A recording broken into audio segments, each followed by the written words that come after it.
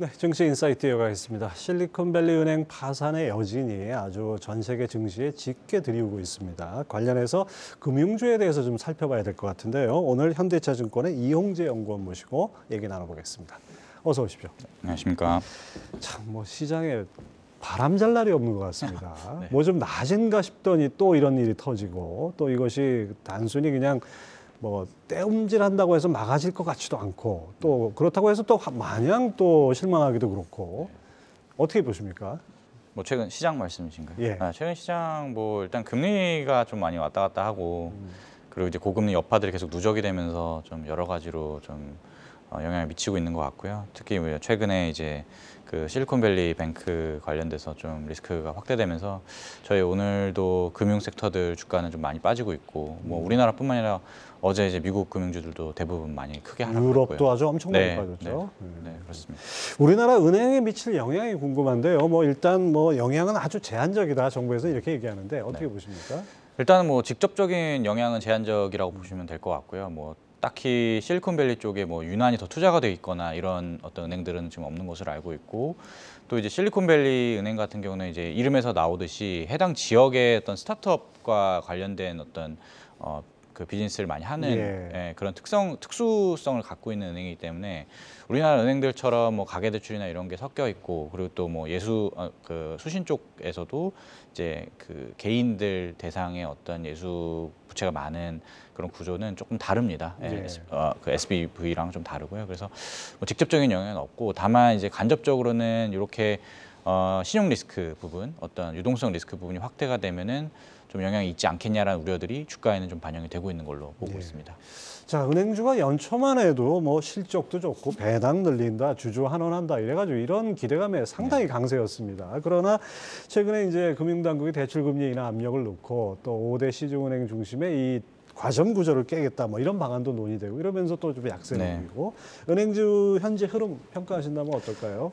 일단 1월에는 그 주주 행동주의 펀드를 필두로 또 뭐 이런 주주 환원 관련된 이슈가 좀 부각이 됐던 부분도 있고요. 근데 사실 또 수급적으로 좀 보시면은 사실 그때 1월에는 환율이 되게 빠르게 하락을 했습니다. 근데 은행주들은 환율이 좀 하락했을 때, 그러니까 외국인 수급이 좀 개선이 됐을 때 주가가 좀 좋은 경향이 확실히 있고요. 근데 지금 2월 들어서는 환율이 다시 상승을 했고, 그리고 방금 좀 전에 말씀드렸던 그 실리콘밸리 뱅크 관련돼서 좀 투자 심리도 많이 무너진 상황인데다가 말씀 주셨던 어떤 이제 규제 리스크 부분, 뭐 당장의 어떤 이 과점 체제가 뭐 올해 안에 갑자기 뭐 깨진다든지 뭐 이러기는 좀 어렵겠지만 어쨌든 장기적으로 이런 라이센스 부분에서 좀 어떤 리스크가 있다라는 점이 지금 좀 주가를 안 좋게 만드는 부분인 것 같습니다. 네. 은행주 주가 전망에 대해서 좀 엇갈리는 것 같습니다. 이 정부 당국의 규제 우려로 이 벗어나기가 쉽지 않을 것이다라는 이제 비관적인 전망이 있는 반면에 규제 세부 사항이 나오면 현실적으로 그것을 뭐 과점을 깨기도 쉽지 않고 이러다 보니까 오히려 단기적인 모멘텀이 될 수도 있다 이런 의견도 있는데 연구원님 어떻게 생각하십니까? 일단은 뭐 실적 대비 저희가 이제 소위 말하는 주가 멀티플이나 이런 것들은 굉장히 싼 상황이기 때문에 사실 뭐 여기서 더 하락할 거라고 특별히 추세적으로 하락할 거라고 보기는 사실 어려운 상황이라고 보시면 될 것 같고요. 다만 이제 규제 리스크가 그게 현실성이 있든 아니든, 그러니까 피저블 하든 아니든 간에 어쨌든 주가 상단을 좀 제한하는 요인으로 작용이 될 가능성이 있고요. 그러니까 투자 심리를 계속 위축시키는 요인이 될 수 있다고 보고요. 따라서 저는 단기적인 어떤 반등 폭은 조금 제한적이지 않을까라고 보고 있고, 뭐 좀 장기적으로 바라보고 접근을 하시거나 아니면 관망 정도 하시는 게 은행주에 대해서는 좀 그게 좀 더 적절하지 않을까라고 보고 있습니다. 뭐 낙관론이든 비관론이든 간에 일단 미국의 미국발 그 신용 리스크가 시스템 리스크로 번지지 않는다는 전제에서 접근을 해야겠죠. 당연히. 자, 그다음에 인터넷 은행 성장 전망이 좀 생각보다 좋지 않은 것 같습니다. 카카오뱅크는 지지부진하고 K뱅크는 상장을 철회하고. 근데 연구원님 보니까 카카오뱅크가 펀더멘털이 개선될 가능성이 낮다 이렇게 보셨어요. 그 이유를 좀 설명해 주시죠. 정확히 말씀드리면 펀더멘털이 개선될 가능성이 낮다라기보다는 개선은 되는데 주가는 상당히 많은 부분들 그 이상을 반영을 해야 낫다라고 좀 생각을 하고요. 그래서 어떤 주가적인 측면에서 펀더멘털리 접근할 만한 부분은 크지 않지 않나라고 보고 있고, 일단 이유는 타행 대비해서 뭐 주가 멀티플은 굉장히 압도적으로 높고요. 예, 그래서 그러니까 뭐 비싸고요. 근데 뭐 비싼 것도 비싼 거지만 일단은 카카오뱅크는 인터넷 전문은행이기 때문에 중저신용자 비중 30%까지 올해까지 확대를 해야 되는데 지금 현재 한 26%, 25% 정도인데 추가로 좀 확대를 하게 된다면은 아시겠지만 최근 경기 상황이나 금리 상황이나 이런 걸 놓고 봤을 때 연체율 상승이나 이런 어떤 자산 건전성 둔화가 좀 불가피해 보이고요. 또 주택담보대출이나 전세대출 같은 주택 관련 대출이 늘어나야 되는데 아직까지는 부동산 경기가 정말 바닥이다, 그러니까 반등을 하고 있다라고 보기는 좀 어려운 상황이라서 성장률 측면에서도 특별히 아웃퍼폼할 만한 어떤 부분이 크지 않지 않나. 그러니까 아웃퍼폼 할 수 있다고 쳐도 타행도 대비해서 그 부분은 이미 주가 멀티플에 다 반영이 되지 않았나라고 생각하고 있습니다. 예, 뭐 은행주에 새로 관심을 가지신 분들 같으면 약간 좀 조심스럽게 보면서 갈 수 있지만은 기존의 은행주를 쥐고 계신 분들 입장에서는 참 투자 전략 짜기 쉽지 않을 것 같아요. 상반기 어떻게 가져가야 될까요? 상반기 기존에 갖고 계신 분들은 저는 뭐 보유 내지는 뭐 일부 좀 정리를 하시는 것도 전 나쁘진 않다고 생각을 하고요. 지금 이제 신규 접근하시는 분들은 조금 장기적인 호흡에서 접근을 하셔야 될 것 같습니다. 일단은 아까 말씀 주셨던 과점 체제를 깨겠다고 하는 지금 TF가 금융위에서 출범을 했고요. 2월부로. 이제 그 결과가 6월 달에나 나올 텐데 그 과정 속에서 이게 좀 어느 정도 투자 심리를 위축하는 요인으로 작용이 될 것이고요. 거기에 이제 이 SVB 이 사태도 당장 오늘 내일 끝날 이슈가 아니라 조금 더 몇 달 간다라고 여파가 좀 간다라고 생각했을 때 은행주 투자 심리가 단기적으로 반등하기 쉽지는 않기 때문에 뭐 타이밍을 좀 뒤로 장기간을 보시거나 아니면 일부 좀 정리를 하시는 것도 나쁘지 않을 거라고 생각하고 있습니다. 연준이 금리 정책을 전환하는, 그러니까 다시 말해서 동결 내지는 인하하는 단계로 들었을 때는 은행주의 영향은 어떻습니까?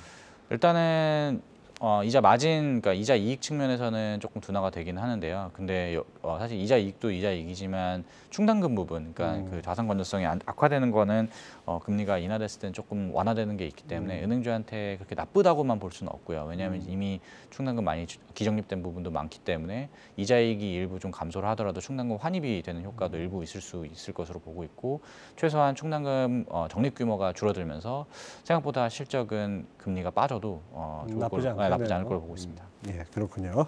자, 이제 보험주 한번 살펴볼까요? 올해부터 시행되는 새로운 국제 회계 기준 IFRS 17이라고 하죠. 이 영향으로 보험주 주가가 모처럼 들썩이고 있는데 현재 보험주 흐름 어떻게 보십니까?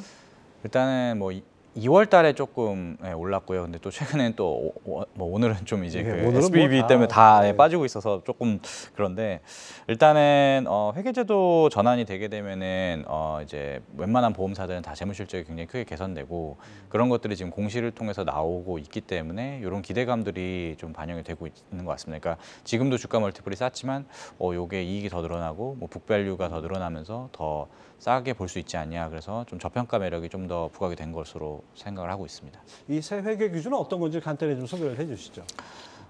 이게 사실 굉장히 회계 기준이 굉장히 복잡한 건데 지금 원래 기존에는 이제 보험 부채를 원가 평가로 평가를 해서 현금 흐름, 현금주의 관점에서 이제 손익계산서가 쓰여졌고요. 근데 이제 이게 시가로 변동되게 됩니다. 시가로 변동되고 발생주의로 바뀌게 되게 됩니다. 그래서 그게 기본적인 컨셉이고 뭐 결론만 말씀드리면 뭐 최근에 공시들 회사들 감사 보고서에서 나오고 있지만 손익하고 이제 자본 규모가 상당히 크게 증가를 하고 있고요.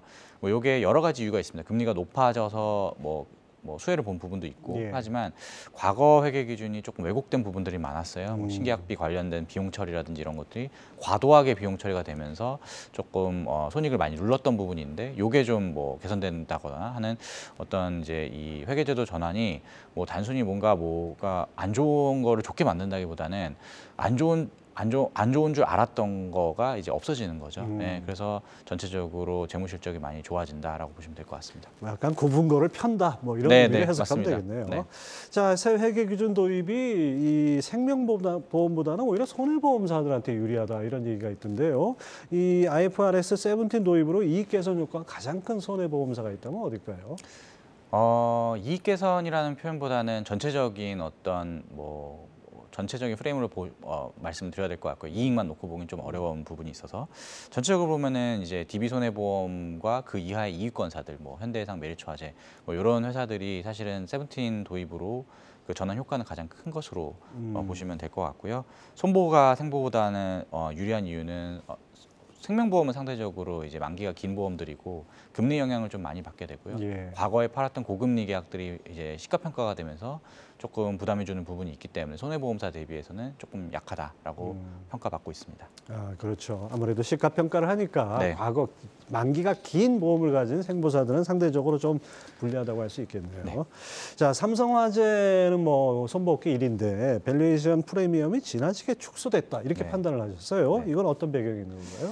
일단은 지금 삼성화재는 이제 아시겠지만 삼성전자의 대주주이기도 하고요. 네, 그래서 전자지분만 생각을 해도 지분 가치가 꽤나 되는 회사인데 그에 비해서 많이 지금 최근에 저평가되고 있는 이유는 일단은 21년 배당에 대해서 배당 쇼크가 좀 있었고요. 그 배당 성향을 좀 일시적으로 좀 낮추면서 원래 기존에 한 50%에 근접한 배당 성향을 갖고 있었던 삼성화재가 소폭 줄어들면서 이런 부분들이 투자자들한테 실망감으로 이제 좀 다가갔던 것 같고요.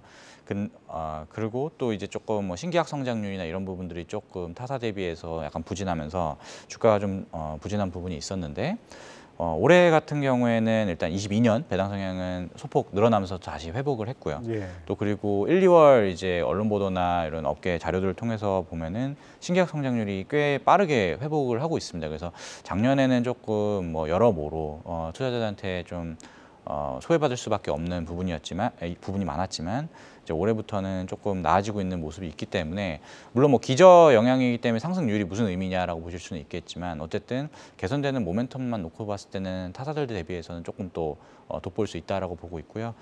그래서 이제 과거부터 좀 1년여간 주가가 조금 부진했지만 현 시점에서 놓고 봤을 때는 이익권사 대비해서 부진할 이유는 없다고 보고 오히려 이제 밸류에이션 프리미엄이 말씀드렸던 배당 성향 회복이나 신계약 회복에 힘입어서 조금 회복되면서 주가 멀티플도 좀 다소 상향되지 않을까라고 보고 있습니다. 예, 그런 점에서 삼성화재 목표 주가나 투자 전략은 어떻게 잡고 계십니까? 저는 이제 목표가는 이제 27만 원으로 지금 되어 있고요. 그다음에 이제 투자 전략 같은 경우에는 지금 만약에 DB손해보험이나 현대해상을 가지고 있는 투자자분들이라면 뭐 DB현대를 팔고 뭐 삼성화재를 사자 이런 개념은 아니고요. 예.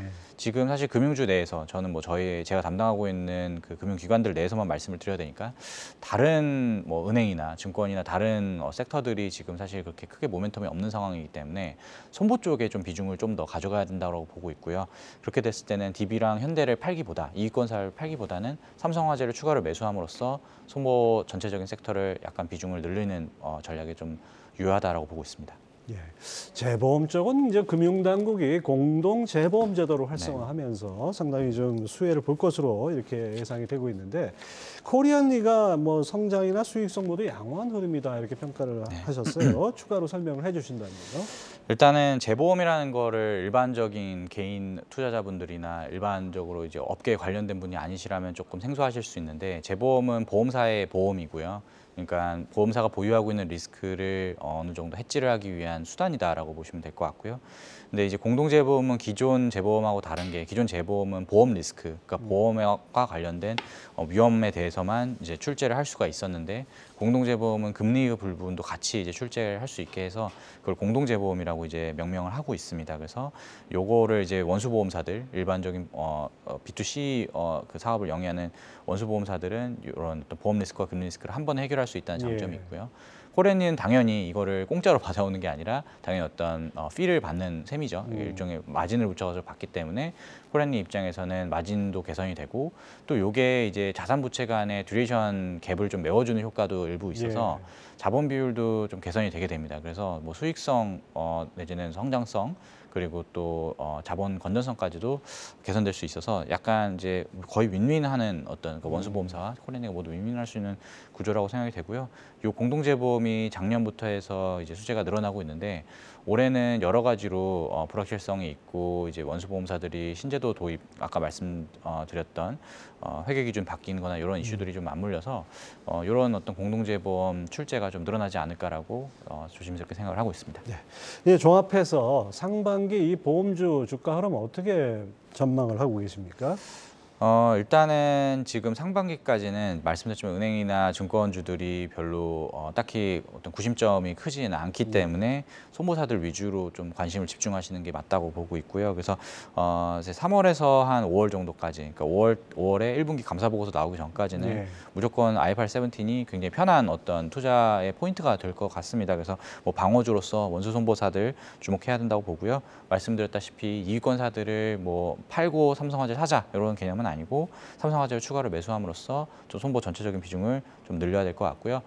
코리안리는 상대적으로 회계제도 변환되는 이슈에서는 그 모멘텀이 크진 않습니다. 그렇기 때문에 3월, 5월에는 다소 소외될 여지가 있어 보이긴 하지만 어쨌든 장기적인 그 세븐틴 제외한 어떤 효과들을 제외한 전망들을 놓고 봤을 때는 오히려 또 장기적인 관점에서 가장 유망하다고 보고 있기 때문에 조금 주가가 이렇게 좀 둔화가 됐을 때, 주가가 좀 조정을 받았을 때 코리안리도 장기적인 관점에서 주목을 하시는 것을 추천드리고 있습니다. 네, 아무튼 뭐 오늘은 뭐 SVB 때문에 네. 뭐 모든 주가가 다 충격을 받았는데 아무튼 보험주 투자하시는 분 참고하시기 바랍니다. 현대차증권 이홍재 연구원 함께했습니다. 말씀 감사합니다. 네, 감사합니다.